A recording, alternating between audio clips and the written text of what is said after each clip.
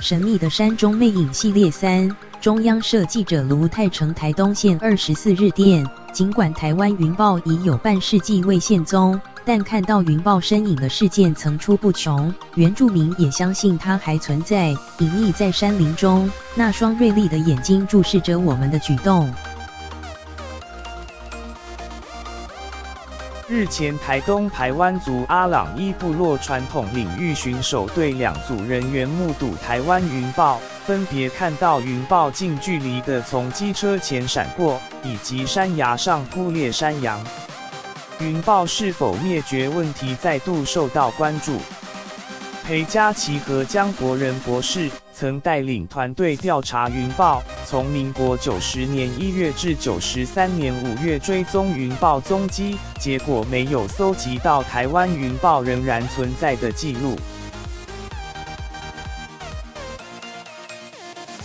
不过，团队访谈近30年仍有捕获或目击的传闻，地点包括大武山自然保留区之外，还包括双鬼湖野生动物重要栖息环境、玉山国家公园西侧和丹大山区以及花东山区，但没有任何照片或尸体，无法证实与评估其可靠性。例如，2004年有猎人在花莲万荣山区看到云豹正在吃落入陷阱的山羌，看到很长的犬齿。另外，民国99年12月间，3名自称追寻云豹猎人进入台东利嘉林道，其中王姓猎人不慎坠落山谷，惊动警消人员进入抢救。王姓猎人当时供称，他们曾经在大小鬼湖看到云豹，当时云豹在树上，距离仅有10公尺左右，短短几秒钟，大家尚未回神，云豹就消失了。于是他们从利嘉林道进入大武山，希望能绕到鬼湖或是内本路，寻找云豹。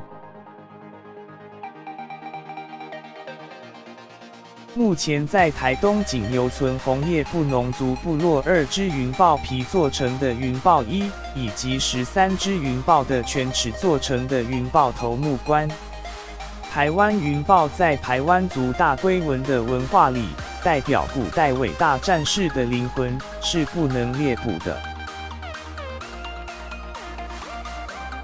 阿朗伊部落会议主席潘志华说，翻遍部落老照片，都没有云豹衣和云豹犬齿的照片。排湾族猎捕云豹是禁忌，如不慎误猎，必须要以像祭拜人类的方式慎重祭拜。潘志华说，他们巡守队员日前看到台湾云豹，族人相信云豹还没灭绝，藏在森林不知处。